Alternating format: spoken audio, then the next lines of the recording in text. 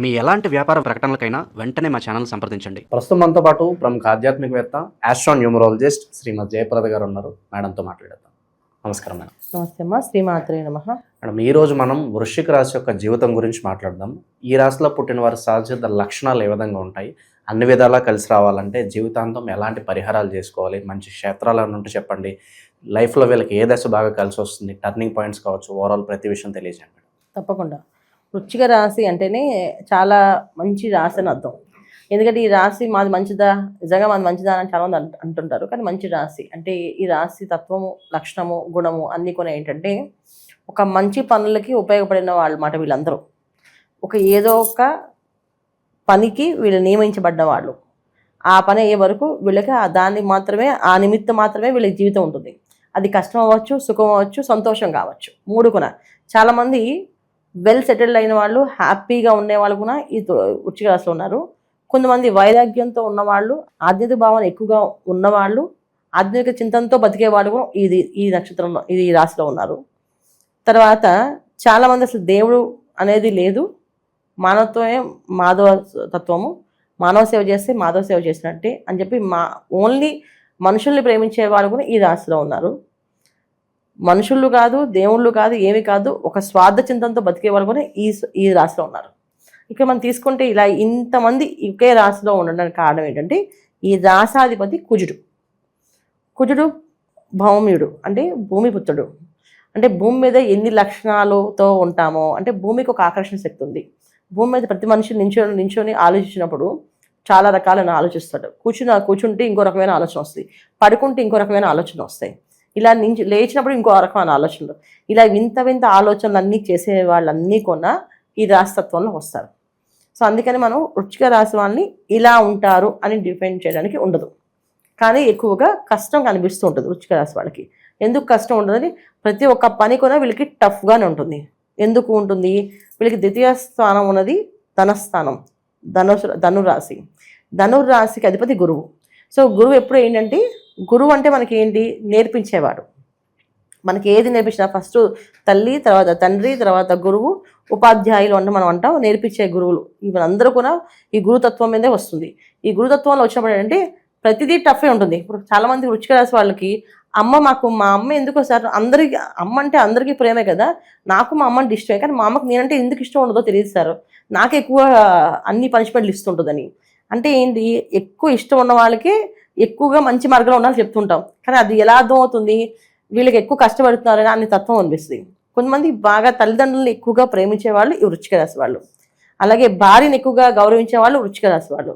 అలాగే భర్తను ఎక్కువగా గౌరవించే వాళ్ళు కూడా వృశ్చిక రాశి వాళ్ళు. ఇప్పుడు భార్య భర్త ఇద్దరు తీసుకుంటే వృశ్చిక రాశిలో అమ్మాయిలు భర్తని బాగా గౌరవిస్తారు, అబ్బాయిలు అమ్మాయిలు బాగా గౌరవిస్తారు, భార్యలు బాగా గౌరవిస్తారు. సో భార్యాభర్తల్ని ఒకరొకరు పరస్పరంగా ప్రేమించుకోవడం కానీ, గౌరవించుకోవడం కానీ, ఇవన్నీ చూసేది వృశ్చిక రాశి వాళ్ళే. కానీ కష్టాలు కూడా వీళ్ళకి ఎక్కువగా ఉంటాయి.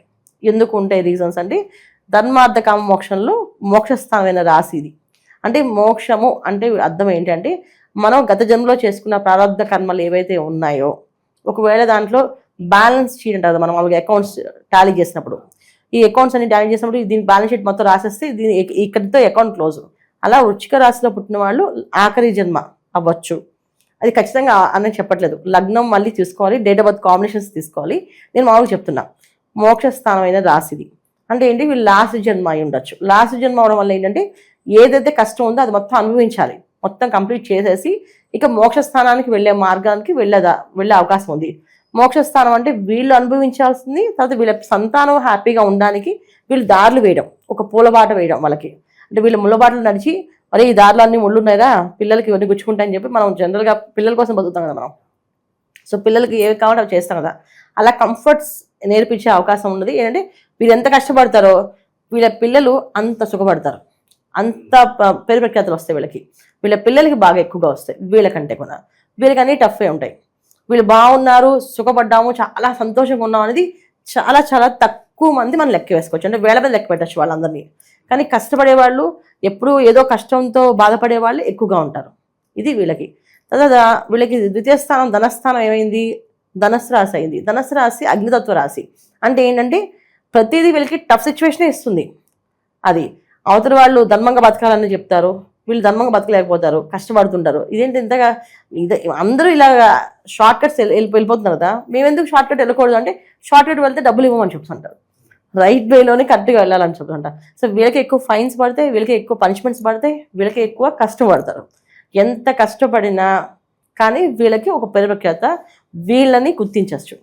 వీళ్ళకి డబ్బు ఉంటుందో లేదో తెలియదు కానీ మంచి పేరు ప్రఖ్యాతులు ఉంటాయి. వాళ్ళ వాళ్ళు అంటే మంచి వాళ్ళు డిసిప్లిన్ పర్సన్స్, వాళ్ళు ఇలా ఉంటారు, వాళ్ళు ఇలా చేస్తారు అని. కానీ శత్రువులు చాలా ఎక్కువ మందే ఉంటారు. శత్రువులు అనేవాళ్ళు వీళ్ళకి చుట్టూ ఇంట్లోని బయట అన్ని చోట్ల ఉంటారు శత్రువులు. ఎందుకుంటారో రీజన్స్ అంటే మోక్షస్థానం అయిన ఉండొచ్చు. తర్వాత కుజుడు ఒక రాశితత్వం ఏంటంటే అగ్రెసివ్ తత్వం. అంటే ఏంటంటే ఏది ఉన్నదో ఉన్నట్టు బోలాగా మాట్లాడేస్తారు, దాచుకోరు. ఇప్పుడు బయట వాళ్ళ మీద నచ్చదు మనకి, అప్పుడు ఏం చేయాలి మనం, సరే సైలెంట్గా వచ్చేయాలి. కానీ వీళ్ళు అలా కాదు, నువ్వు చేసింది తప్పు, నువ్వు కరెక్ట్గా చేయట్లేదని ఒక చాట్ గీసి చెప్తారు వాళ్ళకి. అప్పుడే వద్దు వాళ్ళ మన మీద. ఇప్పుడు ఎవరైనా సరే నీ తప్పు అంటే ఒప్పుకోరు కదా, ఒప్పుకునే లక్ష్యమే లేదు. ఇది కలియుగం. కలియుగంలో ఏంటంటే మనిషి మాయలకి లొంగిపోతాం, మాయలకి తారాసపడతాం, మాయలతో బతకడానికి ఇష్టపడతాం. అంతేగాని నిజాయితీగా ఉండాలి, నీతి నియమాలతో ఉండాలి, ధర్మబద్ధమైన వ్యాపారాలు చేయాలంటే ఉండలేరు. ఒకవేళ ఉందామని ట్రై చేసి కష్టపడి ఇబ్బంది పడే వాళ్ళు కూడా దీంట్లో ఉంటారు. అలాగే ఈ వృశ్చిక రాశి వాళ్ళకి ఖచ్చితంగా శత్రువులలో వీళ్ళు ఎక్కువ ఉంటారు. మొహమ్మద్ చెప్తారు. అందువల్ల వీళ్ళకి ఏం పేరు వస్తుంది, వీళ్ళు కోపిష్టులని, మొండి వాళ్ళని, మూర్ఖులని, అమ్మ వాళ్ళతో మనం మాట్లాడలేమండి, వాళ్ళు చెప్పామంటే మళ్ళీ మొదలుకు వస్తారు, గొడవ పెట్టుకుంటారు మనతో. ఏకంగా అవసరం లేదు, వదిలేద్దాం, వాళ్ళ కష్టాలు పడినాయి అని చెప్పేసి. అంటే ఎదుటి వాళ్ళకి వాళ్ళ ప్రాబ్లమ్ సొల్యూషన్ తెలిసినా చెప్పరు. సో ఎందుకు వీళ్ళు ఇలా ముద్ర చేస్తారు, ఎందుకంటే వీళ్ళు ఉన్నట్టు మాట్లాడతారు. బోళతత్వం, ఒక బోళాశంకరుడు ఎలా ఉంటుందో అలా తత్వం వీళ్ళది. అంటే చిన్నపిల్ల మనస్తత్వము. మంచిగా వివరంగా చెప్తే తొందరగా జారి పడిపోతారు. ఎంత కోపం ఉన్నా అంత వేగంగా కరిగిపోతారు. ఏంటండి మీరు మమ్మల్ని అంటారా అని అన్నామని కదా ఆగిపోతారు. అంటే ఎందుకు నేను అంత బాధ పెట్టాను వాళ్ళని అనే ఫీలింగ్, అంత బాధ కూడా వీళ్ళకి అనిపిస్తాయి. ఇన్ని విషయాలు తెలిసినా సరే వీళ్ళు అయినా సరే బయట సమాజంలో మూర్ఖుల కింద ముద్ర పడిపోయారు. ఎందుకు పడిపోయారంటే ఇలా ఉన్న విషయం ఉన్నట్టు చెప్పడం వల్ల. ఉన్నది ఉన్నట్టు చెప్తే ఎవరికి నచ్చదు ఈ రోజుల్లో. ఇది వీళ్ళు ఫస్ట్ నుంచి తత్వం. ఈ తత్వం వల్ల వీళ్ళకి కష్టాలు. ఇక ప్రొఫెషనల్గా ఎదగాలి అంటే వీళ్ళకి రాని విద్య ఉండదు. ఏ విద్య అయినా బ్రహ్మాండంగా చేస్తారు. వృశ్చిక రాశి వాళ్ళకి రాని విద్య అనేది ఏమీ లేదు. వాళ్ళు దేంట్లో ప్రావీణ్యం కావాలంటే దాన్ని సంపాదించుకోవాలి. ఏ రంగాల్లోకైనా చాలా నైపుణ్యం ఉంటుంది. అంటే చిన్న వ్యాపారమైనా పెద్ద వ్యాపారమైనా ఇందులో గోల్డ్ బిజినెస్ చేసేవాళ్ళు ఉన్నారు, తర్వాత ఫుడ్ బిజినెస్ చేసేవాళ్ళు ఉన్నారు, తర్వాత వ్యవసాయం చేసేవాళ్ళు ఉన్నారు, టీచర్గా పనిచేసే వాళ్ళు ఉన్నారు. ఒక టీచర్ అంటే స్టూడెంట్ని పరిపక్వంగా తీర్చిదిద్దుతారు. ఇంకా ఆ మాస్టర్ గారి పేరు జీవితాంతం గుర్తుపెట్టుకుంటారు స్టూడెంట్, అంత బాగా చెప్తారు. పాఠాలు చెప్పడంలో ముఖ్యంగా వీళ్ళు చాలా నిష్ణాతులు అని చెప్పచ్చు మనం. అంత గొప్ప వాళ్ళు వృశ్చిక రాశి వాళ్ళు. అలాగే ఏదైనా విషయాలను అడ్మిన్స్గా పనిచేస్తే ఆ ఆఫీస్లో నిజాయితీగా ఎవరిని ఒక రూపాయి తినకుండా పట్టుకొని వీళ్ళు పాటుపడి ఆ ఆఫీస్ని అభివృద్ధులు తీసుకొస్తారు. వీళ్ళని అడ్మిన్స్గా పెట్టుకుంటే ఆఫీస్ మొత్తం అభివృద్ధిలోకి వచ్చినట్టే. ఇలాంటి లక్షణాలు అన్నీ ఉంటాయి. కానీ ప్రతిదీ ఉన్నది ఉన్నట్టు ఎప్పుడు మాట్లాడితే శత్రువులుగా మారుతారు. ఇది వీళ్ళకున్న ప్రాబ్లం, ఇది వీళ్ళకున్న లక్షణం అనమాట. అది విషయం. జాబ్ చేయాలా, బిజినెస్ చేయాలా, ఏ రంగాల ఏ రంగంలో కాదు, ఎలా ఉండాలని తెలుస్తుంది. ఫస్ట్ ఆఫ్ ఆల్ ఒక మనిషి ఎలా ఉండాలని తెలిస్తే ఖచ్చితంగా మనం ఆ స్థాయికి వెళ్ళిపోతాం, మనం మంచి స్థాయికి. అదే వ్యాపారమా ఉద్యోగమా ఇవన్నీ మనకు అంటే ఇప్పుడు ఫైనాన్షియల్గా మనం చూసుకుంటాం కనుక వ్యాపారం చేయాలి, ఉద్యోగం చేయాలని. కానీ నిరంతరం కష్టజీవులు ఎవరైనా ఉన్నారంటే అది వృశ్చిక రాశి వాళ్ళే. వాళ్ళు డిపెండ్ అవ్వరు. చాలామంది 80 ఏళ్ళు 70 ఏళ్ళు ఇప్పుడైతే 60 ఏళ్ళు అనుకోండి, ఒకప్పుడు అయితే 90 ఏళ్ళు 90 95 100 ఏళ్ళు ఉన్న వాళ్ళు వృశ్చిక రాశి వాళ్ళే. ఎక్కువ ఆయుధాయం ఉన్న వాళ్ళు కూడా వృశ్చిక రాశి వాళ్ళే. ఇప్పుడైతే మనం 60 తీసుకుందాం. ఈ 50 నుంచి 60 ఏళ్ళు వాళ్ళు చాలా డిపెండ్ అవ్వాలి కదా, వీళ్ళు డిపెండ్ అవ్వరు. కొడుకు ఒక మంచి సంపాదన, ఒక కలెక్టర్ ఉద్యోగం చేస్తాను అనుకోండి, తండ్రి ఒక బాండ్రోడ్ ఉద్యోగం చేస్తాను అనుకోండి, ఈ ఉద్యోగాన్ని చేసుకుంటాడు. ఈయన నా కొడుకు కలెక్టర్ కనుక నేను ఇది మానేస్తాను అనుకోడు. ఎందుకంటే డిపెండ్ అయ్యి రేపు నుంచి కొడుకు అడగాలి డబ్బులు, అది ఇష్టం ఉండదు వీళ్ళకి. వీళ్ళ సంపాదనతో వీళ్ళు ఎంజాయ్ చేయాలి, అది వీళ్ళది ఉద్దేశం. ఎక్కడికి వెళ్ళినా వీళ్ళదే పై చేయి ఉండాలి తప్ప వాళ్ళు ఇంకో దగ్గర నా చేయి కింద ఉండకూడదు అనే లక్షణం ఎక్కువ ఉంటుంది. దానివల్ల కూడా వీళ్ళకి కొంచెం నష్టపడడం జరుగుతూ ఉంటుంది. ఇది వృశ్చిక రాశి వాళ్ళ లక్ష్యం. వివాహ వ్యవస్థ ఎలా ఉంటుంది? వివాహ విషయం చాలా బాగుంటుంది. వివాహం విషయంలో వీళ్ళకి ఏ ఇబ్బంది లేదు. వివాహాల్లో అవ్వలేదు అంటే ఒక విశాఖ నక్షత్రం వాళ్ళకి కొంచెం ఇబ్బందులు ఉంటాయి వివాహం విషయంలో. పెళ్ళి కాకపోవడము, పెళ్ళి ఆలస్యం అవ్వడం, ఒక పెళ్ళైనా నిలబడకపోవడము, కష్టపడడం అనేది కొంచెం ఈ నక్షత్రం వాళ్ళకి. అనురాధ నక్షత్రం 4 పాదాలు ఈ వృశ్చిక రాశి ఉంటాయి. తర్వాత మనకి విశాఖ నక్షత్రం 4వ పాదం ఈ వృశ్చిక రాశి ఉంటుంది. తర్వాత జ్యేష్ఠ 4 పాదాలు ఉంటాయి. ఈ జ్యేష్ఠ వాళ్ళకి లైఫ్లో సెటిల్మెంట్ అనేది కొంచెం లేట్గా అవుతుంది, వివాహం కూడా కొంచెం లేట్గా అవుతుంది. అనురాధ వాళ్ళకి మాత్రం అయిపోతుంది అన్ని. వివాహాలు అవుతాయి, దాంపత్య జీవితంకి ఇబ్బంది లేదు. దాంపత్య జీవితంలో మాకు ఇబ్బంది ఉందంటే అదేదో పర్సనల్ జాతకంలో ప్రాబ్లం ఉంది, అది చూడాలి. దాంపత్య జీవితం కానీ వివాహ విషయంలో కానీ వృశ్చిక రాశి వాళ్ళకి ఎటువంటి ఇబ్బంది లేదు. ఎందుకంటే వాళ్ళు ఉండేది రాశాధిపతి కూడా ఏంటంటే తొందరగా పనులు అయ్యేటట్టు ఉంటాయి అన్నమాట. అతి తొందరగా సెటిల్ అయిన వాళ్ళు, అతి తొందరగా ఇబ్బంది పడేవాళ్ళు కూడా వీళ్ళే తొందరగా సెటిల్ అయిపోతారు. అంటే 27-25 ఏళ్ళకి వాళ్ళు మొత్తం మంచి మంచి జాబ్స్లో రావడం కానీ, మంచి మంచి రంగాల్లో అభివృద్ధిలో రావడం కానీ, చిన్న వ్యాపారాన్ని పెద్ద వ్యాపారంగా చేయడం కానీ, పెద్ద స్థాయికి వెళ్ళడం కానీ జరుగుతుంది. మళ్ళీ ఆ పెద్ద స్థాయి నుంచి కిందకు వచ్చేయడం అనేది మళ్ళీ అంతే తొందరగా వచ్చేస్తారు. అంతే తొందరగా మళ్ళీ ఉద్యోగాలు వదిలేసే పరిస్థితి వస్తుంది. అలాగే ఒక రైతు అంతే తొందరగా వ్యాపారం, అది రైతుగా ఎంత బాగా మంచి పేరు తెచ్చుకోవడం అంతే మళ్ళీ వెనక్కి వచ్చేసే అవకాశం ఉంటుంది. అంటే వీళ్ళు ఎలా ఉంటుందంటే ఇక్కడి నుంచి స్టార్ట్ ఇలా పైకి వెళ్ళి మళ్ళీ డౌన్ వచ్చేస్తారు. ఈ డౌన్ రావడానికి కారణం ఏంటంటే వాళ్ళ పర్సనల్ జాతకాన్ని చూపించుకోవాలి. ఎందుకంటే ఇలా ఎందుకు డౌన్ అవుతున్నారు, అన్ని మంచి లక్షణాలు ఉన్నప్పుడు బాగుండాలి కదా, బ్లెస్సింగ్స్ కూడా ఉండాలి కదా, మరి ఎందుకు లేవు అంటే వీళ్ళు ఏంటంటే సేవాతత్వంలో సేవ చేసేటప్పుడు 4 మాటలు గట్టిగా మాట్లాడతారు, అది వీళ్ళకి శత్రువుగా మారుతారు. ఇప్పుడు ఒక ఆఫీస్లో అడ్మిన్గా పెట్టారు, ఎవరిని ఒక రూపాయి తినేరు, అప్పుడు మిగతా అందరూ కక్ష కట్టుకుంటారు కదా. బాస్ ఏమో మంచి పేరు తెచ్చి నువ్వు చాలా బాగా చేసావు శబాష్ అని చెప్పి ఏదో ఒక శాలరీయో ఇంక్రిమెంట్ ఇస్తారు. కానీ మిగతా అంతా రోజు మీ గురించి తిట్టుకున్నాడు, చండశాస్త్రం అని, నస క్యాండిడేట్ అని, వచ్చాడంటే అన్ని పట్టుకుంటారని, లెక్కలు పెట్టుకుంటారని అన్ని మాట్లాడుతుందా. ఇవన్నీ కూడా వీళ్ళకి శత్రువులుగా పనిచేస్తాయి ఆరా. సో వీళ్ళు నిజాయితీగానే ఉంటారు, నిజాయితీగా బతకాలనుకుంటారు. అవతలందరూ అలా ఉండదు, సమాజం అలా ఉండదు, అందువల్ల వీళ్ళు శత్రువులుగా ఉంటారు అనమాట. ఇది వృశ్చిక రాశి వాళ్ళ లక్షణాలు జీవితం గురించి తెలుసుకోవాలంటే. ఇక పర్సనల్ జాతకాలు తీసుకుంటే పర్సనల్ జాతకాల్లో వీళ్ళు భూమి మీద ఏ కారణార్థం వచ్చారు, ఆ కారణం తెలుసుకొని ఆ కారణం ప్రకారం వీళ్ళు బతుకుతే హ్యాపీయెస్ట్ లైఫ్. వీళ్ళ నెట్వర్క్ అనేది ఎలా ఉంచుకుంటే బాగుంటుంది అంటే నలుగురిని కలుపుకొని ముందుకెళ్ళిపోతే బాగుంటుందా, లేదు వీళ్ళ పని వీళ్ళు చేసుకొని ఎక్కడికక్కడికి అలా ఉంటే బాగుంటుందా? కొత్త పరిచయాలు మనం వస్తూ ఉంటారు, మనుషులు పోతూ ఉంటారు, వాళ్ళతో ఎలా మసలుకుంటే అభివృద్ధి ఉంటుందంటారు వీళ్ళకి? అన్నిటికంటే వీళ్ళు కోపం తగ్గించుకోవాలి. కోపాన్ని వదిలిపెట్టేస్తే ఏంటి, ఎదుటి మనిషి చెప్పేది ఏమిటో, వాళ్ళు చెప్పేది నచ్చకపోయినా సరే అని చెప్పి ఏంటి, నచ్చితే చేస్తా, నచ్చకపోతే వదిలేస్తాం. ఈ కలియుగం ఏంటి, ఇప్పుడు ఎంతోమంది వీడియోస్ చేస్తుంటారు. ఇప్పుడు నేను ఒక వీడియో చెప్తున్నాను వృశ్చిక రాశి గురించి, ఇంకొకరు ఇంకో చెప్తారు, నా వీడియో నచ్చితే నచ్చితే బాగుందని చెప్తారు, నా బాలేదంటే వదిలేస్తాం. కానీ వీళ్ళ కామెంట్స్ పెడతారు, నచ్చిపోయిన కామెంట్ పెట్టి నా వాదన ఇది అని చెప్తాను. ఆ వాదన వద్దు, మీరు నచ్చిందంటే కామెంట్ పెట్టండి, నచ్చకపోతే వదిలేయండి. అలాగే ఎదుటి వాళ్ళతో వాదించడం, వాదనలో దిగడము, గొడవ పడడం వదిలేయండి. వదిలేస్తే ఏమవుద్దంటే మీకు శత్రువులు తగ్గుతారు. శత్రు సంఖ్య తగ్గినప్పుడు మనకి మిత్రత్వం పెరుగుతుంది.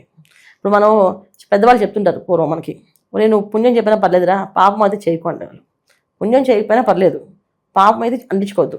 పాపం అనేది ఏంటి, మనం ఒకరితో వాదించామనుకోండి, వాళ్ళ నెగిటివ్ ఎనర్జీ మన మీద పడుతుంది, ఆరా మన మీద పడుతుంది, ఆ నెగిటివ్ మన వల్ల పెరిగిపోతుంది. వాడు వెళ్ళిపోతాడు వదిలేసి, వీళ్ళు ఇంతే అని చెప్పేసి మనం ఆ ఆవేశం, ఆ కోపం మన శరీరం అనుభవించి రేపు రోజు లాస్ట్ జీవితంలో ఏదో ఒక బాధతో చనిపోతుంటారు. ఏదో కాళ్ళ సమస్యతోటో, ఒళ్ళనొప్పుల సమస్యలతోటో చనిపోవాల్సి వస్తుంది. ఏదో ఒక బాధతో చనిపోవాలి. అలా చనిపోవడం కంటే ఆనందంగా సంతోషం చనిపోవడం ముఖ్యం కదా. అందుకని ఏంటంటే సంతోషంగా ఉండడానికి ప్రయత్నం చేయండి. ఏది ఎలా జరుగుతుందో మన చేతుల్లో ఏం లేదు. మనం ఏది ప్లాన్ గీసేసుకొని నాది ఇంతే లైఫ్ అని అనుకోవడానికి లేదు.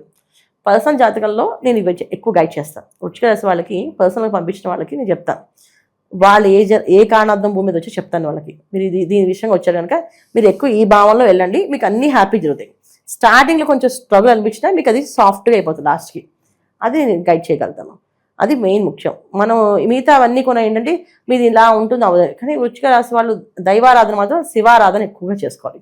లైఫ్ లాంగ్ ఎక్కువ శివారాధన ఎక్కువ చేసుకోవడం, ఎక్కువ అన్నదానం, తర్వాత ఎవరైనా వివాహం చేసినప్పుడు వివాహంలో కన్యాదానం ఎక్కువగా చేయడం, తర్వాత వివాహం సంబంధించిన కొంత వరకు అంటే చాలామంది పూర్వం ఏంటంటే మంగళసూత్రాలు అవి ఇచ్చేవాళ్ళమే, ఇప్పుడంటే అవన్నీ ఇవ్వట్లే. కానీ పూర్వం ఏంటంటే కన్య పెళ్లి చేసుకుంటారంటే వీళ్ళ తరఫున మంగళసూత్రాలు ఇంత బంగారం అలా ఇచ్చేవాళ్ళమాట.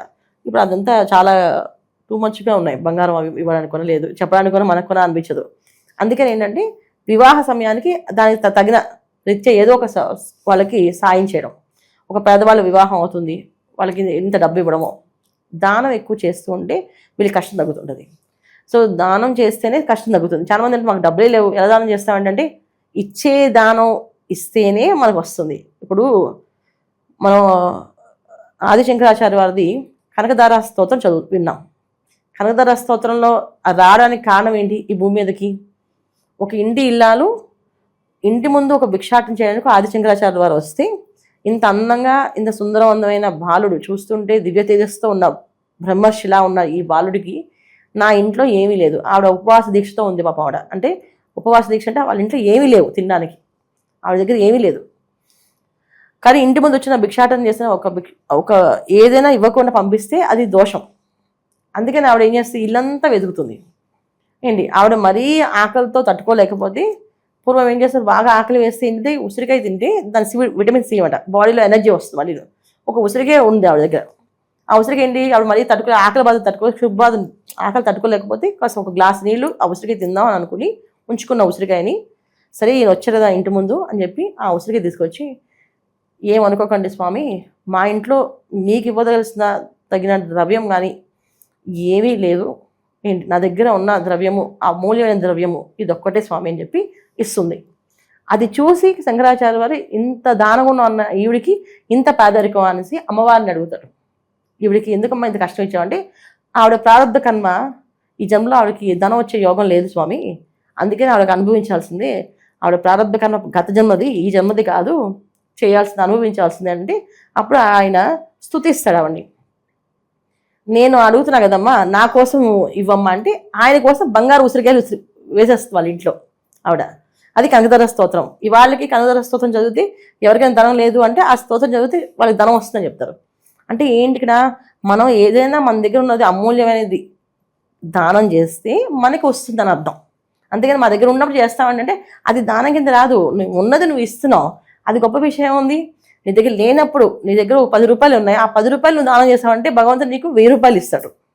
అందుకే నీ 10 రూపాయలు ఉన్నాయి, ఈ 10 రూపాయలు ఇచ్చేసుకుని నాకెవడు ఇస్తాడు అని అనుకుంటే మాత్రం ఖచ్చితంగా రాదు. ఇలాంటి గుణాన్ని ఎక్కువగా చేస్తూ ఉండాలి దానం. అసలు మన అందుకే వృశ్చిక రాశి వాళ్ళు ఎంత ఉన్నా లేకపోయినా ఎంత ఉంటే అంత వారికి తోచినంత వరకు దానం చేస్తూ వెళ్తే జీవితం చాలా సంతోషంగా ఆనందంగా ఉంటుంది. అంటే మాకు ఉంటే చేస్తాం అనేది కాదు, ఎంత ఉంటే అంత చేయండి. నాకు దగ్గర 10 రూపాయలు ఉన్నాయి, 10 రూపాయలు మీరు 5 రూపాయలు నుంచి 5 రూపాయలు చేయండి, ఖచ్చితంగా లాభం వస్తుంది. లాభం అనేది ఖచ్చితంగా ఉంటుంది. అయితే ఏంటంటే పెద్దవాళ్ళు ఏం చెప్పారంటే లాభం ఉంటుందని దానం చేయకూడదు ఎప్పుడు కూడా. లాభం ఆశించి దానం చేస్తే అది నువ్వు వ్యాపారం అయిపోతుంది అక్కడ. అంటే నేను ఇస్తున్నాను, నువ్వు పుచ్చుకోవడానికి నాకు ఎంత ఇస్తావు, ఈ ఇంటికి వస్తే ఎంత ఇస్తారు, ఆ ఇంటికి తెస్తే మీరు ఎంత తెస్తారు అనే లక్షణం అయిపోతుంది, వ్యాపార లక్షణం అయిపోతుంది. వ్యాపార లక్షణం కింద చేయకూడదు. కళ్ళు మూసుకొని మన దగ్గర ఉన్నది ఇచ్చేయడం, తర్వాత పైవాడి చూస్తాడు, లెక్కలంది చూస్తుంది ఆయన కదా, ఆయన ఇస్తాడు. ఇలా తత్వంతో చేయాలి. అంటే వృశ్చిక రాశి వాళ్ళు అన్నదానం చేయడం కానీ లేకపోతే తర్వాత ఏదో ఒక దానం, ఎక్కువ అన్నదానం ఎందుకు చేయమని చెప్పాలంటే అన్నదానం ఎక్కువ చేస్తూ ఉంటే ఎవరికైనా కడుపు నిండా అన్నం పెడితేనే చాలు అని చెప్తారు. మిగతా ఏమి ఇచ్చినా సరే 100 రూపాయలు ఇస్తే 200 ఇవ్వచ్చు కదా అనుకుంటారు. అదే బట్టలు ఇస్తే ఇంక మంచి చీర పెట్టచ్చు కదా అనుకుంటారు. ఇప్పుడు నాకు ఎవరైనా చీర పెట్టారు, ఇంక మంచి చీర పెట్టచ్చు కదా అనుకోవచ్చు కదా నేను. అదే ఆ భోజనం పెడితే చాలు అని చెప్పేస్తాను, ఇంకా తినండి అని చెప్పేస్తాను. అందుకే అన్నదానం ఎక్కువ చేయమని చెప్పాను. అన్నదానం ఎక్కువ చేస్తూ ఉంటే మంచి ఫలితాలు వీళ్ళకి ఎక్కువగా ఉంటాయి వృశ్చిక రాశి వాళ్ళు. ఇది వీళ్ళు చేసుకుంటూ ఉండాలి. శివాలయ దర్శనం ప్రతి మంగళవారం, గురువారం ఖచ్చితంగా శివాలయ దర్శనం చేసుకోవడం, ప్రదోష కాలంలో శివుడికి అభిషేకం చేయించుకోవడం చాలా విశేష ఫలితం. ప్రదోషకాలం శని త్రయోదశి రోజున కానీ, తర్వాత మాస శివరాత్రి, ప్రతి నెల మాస శివరాత్రి త్రయోదశి కలిసి వస్తుంటుంది. అలా మాస శివరాత్రి ఇంట్లో రుద్రాభిషేకం చేయించుకుంటుంటే దినదిన అభివృద్ధి అనేది బాగుంటుంది, సత్సంతానం కలుగుతుంది, సౌభాగ్యం కలుగుతుంది, అదృష్ట యోగాలు వస్తాయి. ఇవన్నీ చేసినా రావట్లేదు ఏంటంటే జాతకాన్ని ఒకసారి చూపించండి, చెప్తాను వివరంగా. ఓవరాల్గా వృశ్చిక రాశి వారి జీవితం ఎలా ఉంటుంది, ఎలాంటి ఛాలెంజెస్ వీళ్ళు ఫేస్ చేయాలి, అద్భుతంగా వివరించారు. ధన్యవాదాలు. నమస్తే అమ్మా. శ్రీమాత్రే నమః.